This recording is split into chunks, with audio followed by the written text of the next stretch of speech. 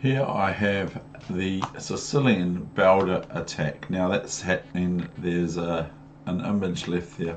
I might as well just put it back because it probably looks better. So anyway, here we have the Bowdler attack, and that is in the Sicilian defence. And I gather that that's the white moves that white plays in this Sicilian defence game.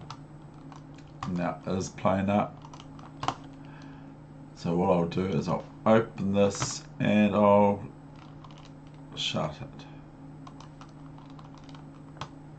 No, I don't want to do that. Are you sure? No, I'm not sure. I just want to go here and start this game off. Okay, here we go. This is a 5-minute game and I'm just putting these on because of the elephant in the room, what's happening in the world, of course. So I'm putting these on as short, wee little things like sessions, so it might be quite attractive to watch if they're short. Okay, so I won't do too much talking, promise. So I played the Breyer move sort of thing, knight c6 to b8, which I quite like for black. Here I have a cunning plan, Mr. Blackadder. I have a plan of going bishop g6 and then something after that. So you will soon see what I'm talking about. You probably know what I'm talking about. Here's bishop g6, so I'm threatening knight d5. I'm actually threatening this. And just lifting a pawn, putting it in my coffee cup. Picking up a pawn, see a pawn, pick it up, put it in your coffee cup. Now, black is met with knight h4, which threatens the knight g6. So can I still take on d5? Or is it not a good idea now? Because of the position of the queen on c2 and the bishop on e3, I can capture that in between as well. So what I do is I take knight d5, and this would not be possible if black was able to take this and it was check or anything, because then I would just merely lose a knight at least. So knight g6, and here's knight e3, which now threatens knight c2 and knight takes one of the rooks after, and then the knight on h8 would be trapped.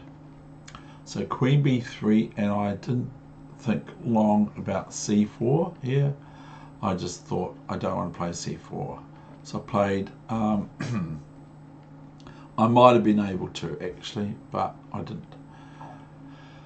I now play knight e3, and hg6 I played, and so now I have a half open h file on my opponent's king.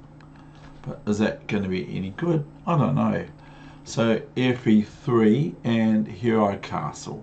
So now I've got rid of the chances of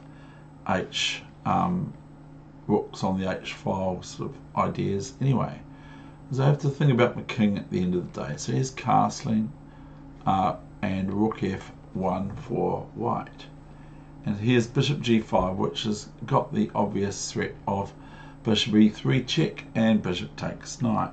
So rook f3, and here comes c4 and knight out. I have to develop, otherwise I get in trouble with anyone that's watching. Rook e1 and queen b6, now double threat on the e3 pawn bastion of whites. So here's knight f1 and knight c5, and bishop d1 helping black as far as I'm concerned with knight d3, rook e2, and queen c6, now just picking on whites double isolated in front of each other e-pawns.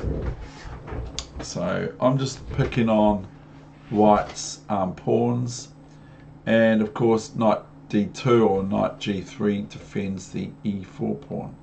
So play f6. Whether this is a good move or not, I'm not sure. So rook d2 and f5, and here's e4, and here's rook d3, and now sadly for white, white gave up now. Doesn't want to lose. Now they're going to lose their rook as well. And so that's too much material down. Okay. Hope you enjoyed this wee session. Hope this works when I hit my hotkey.